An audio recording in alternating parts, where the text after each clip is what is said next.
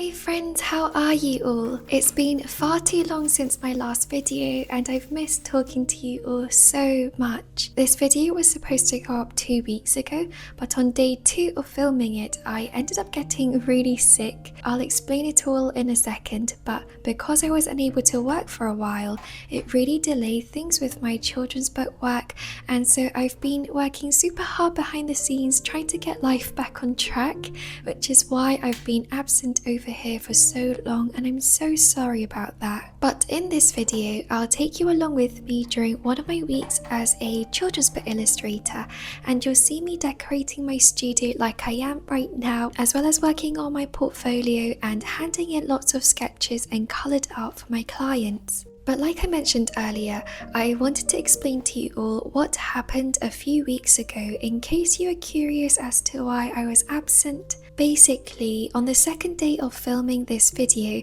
my stomach started to cramp up really painfully, and it was honestly quite scary because it came out of nowhere. I struggled to move and even breathing became really painful, so I did end up having to go to the A&E.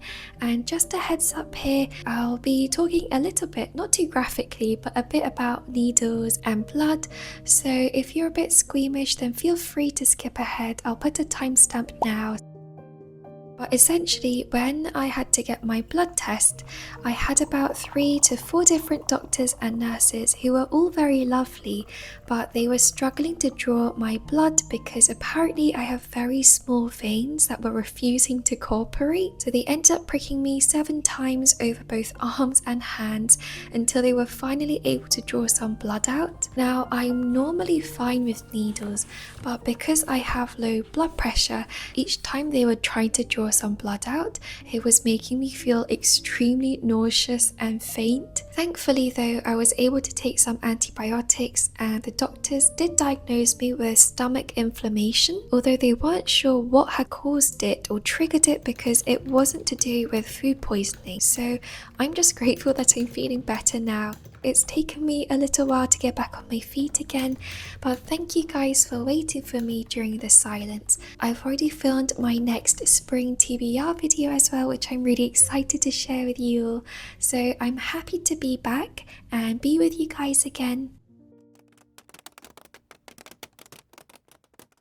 Hey friends, welcome back to another video, and welcome if you're new here. My name is Ahya and I'm a children's book illustrator. Most of my videos tend to be surrounded around books and my love for reading because I adore BookTube. But since I am a full-time illustrator, I thought it would be interesting to take you guys along with me for another week in my life as a kidlit artist, because I haven't filmed a studio vlog in a very long time. So today is Monday the 24th of March, and I always start off my days by doing emails and also planning my days on paper. I do have a weekly calendar and a monthly calendar on Notion that I always look through, but there is such a calming and slow process about writing everything down on paper that I can't get over. So my paper diary is essential for my days. But earlier today I was emailing my art director to let her know that my covers for, or the final art for the cover that I've been working on is now ready. I sent off 3 different versions because I couldn't decide which color palette I preferred, and I thought that she might appreciate seeing the different versions. Normally for the other projects that I've worked on, my art directors will usually request color blocks as part of the stage. That's when I block colors onto the sketch so that the art directors and the team behind it sort of know the visual direction that I'm taking the sketch in. But since this project that I'm working on is on a shorter timeline, I think we just skipped that color blocking stage, which is why I came up with 3 different versions in case they wanted to see them. The reason why this project is on a shorter timeline is because all the interior art illustrations are actually just spot art, so they don't require as much time as full picture book spreads. So by the end of tomorrow I need to hand in 4 new spot art illustrations, all coloured in, and I also, for the end of Friday have to submit 4 new interior art sketches, so hopefully I can get a good chunk of the colouring done today so that I'm on top of the schedule. But I think it's going to be a super busy week with lots of mini deadlines to meet, so I hope you enjoy this video and I hope you find it somewhat interesting. And if you have any questions, let me know in the comments down below and I'll try to get back to all of you as much as I can.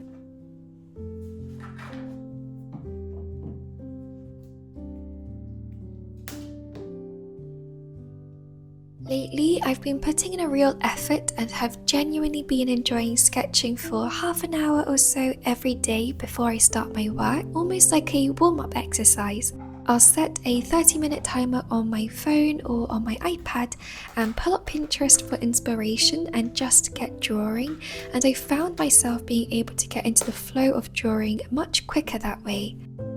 As I draw, sometimes I love listening to music, but for the most part I love listening to audiobooks, and so I want to say a big thank you to Everand who are sponsoring today's video. I don't know if you guys remember me talking about Everand before, but I have been a huge fan of theirs for years now, so when they reached out to me about a collaboration, you can imagine how excited I was. If you guys don't know of them already, they're a subscription-based service that gets you access to millions of ebooks and audiobooks all in one place. You can unlock 3 premium titles with Everand each month, and everybody can get a 30-day free trial on Everand, which means you can get started reading premium titles instantly. I've been listening to the Poppy Wall trilogy lately by R.F. Kuang as I've been working and doing house chores, and I've been enjoying it so much. She is one of my favourite authors, and I wanted to go through all her backlisted titles before her highly anticipated new book Catabasis, I'm not sure if that's how you say it, but before it comes out later this year.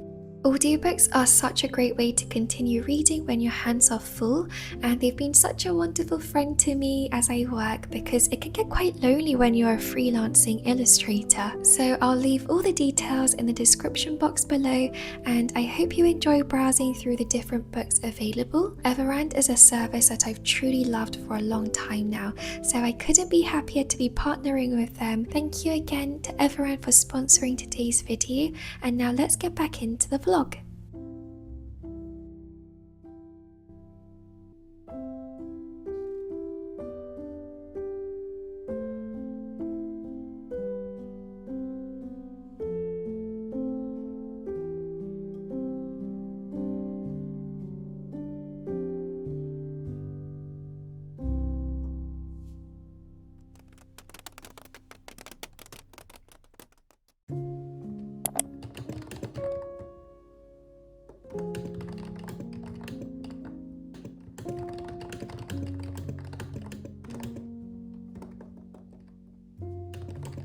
In addition to my client work, I've been working on developing my portfolio with my agents lately who have been really wonderful in supporting me. I'll show a time lapse later, but I've been trying to work on 2 different portfolios, the first one being my picture book one, which is the main one that I've been working on throughout my whole career, and the second one is a new middle grade portfolio that I've wanted to start for a very long time. I'd love to work in middle grade one day and get projects for that specific audience, but in order to be able to illustrate them, I have to have a portfolio that's specifically catered towards middle grade art, which is slightly different from picture books.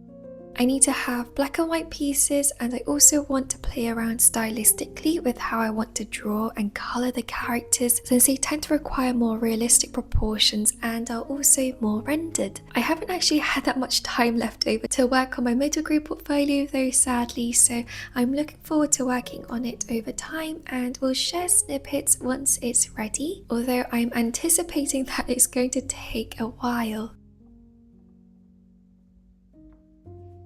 In the meantime though, I've been busy with my picture book portfolio. How many times can I say that word? But in these clips right now, I'm working on some thumbnails for my agents who requested for me to work on a piece demonstrating community and sustainability. They gave me 3 different prompts to choose from, and I ended up going for the Fresh from Farms prompt, which was to include some sort of local farmers market or fresh produce. So this illustration was very much inspired by my local farmers market, and I had a lot of fun incorporating actual stores that I walk by all the time.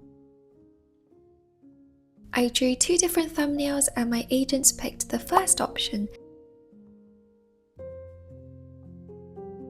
So here's a time lapse of me fleshing out the thumbnail into a proper sketch to send back to them for further feedback, and I can confirm now that they have approved of the sketch and I'm now free to start colouring it in.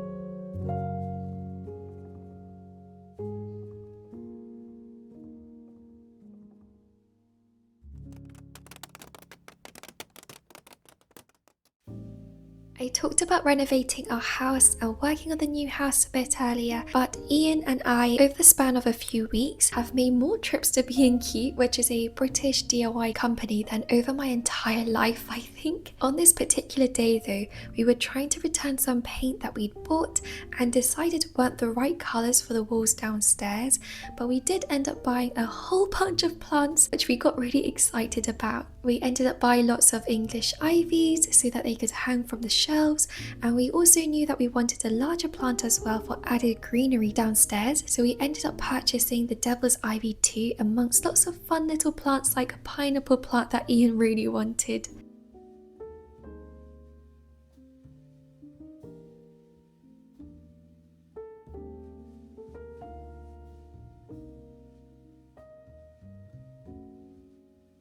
But these were days that I really struggled to work after my visit to the hospital, so I pretty much just spent a large majority of my time as I was recovering, watching anime, reading lots of spring books like The Borrowers, and I've also been binging on lots of classic YA fantasy series like the Shadow and Bone trilogy, as well as the Six of Crows and the Inheritance games. I also ended up finishing my paper diary lately, so I knew that I wanted to purchase a new one. If you're wondering which diary I get, I have the A5 gridded journal from Midori, and I've been using it loyally since October 2023, I believe. But it's exactly what I've been looking for, with its clean, minimal design, ivory paper, and I also love the grids because they're so handy for scheduling my day and having to-do lists too.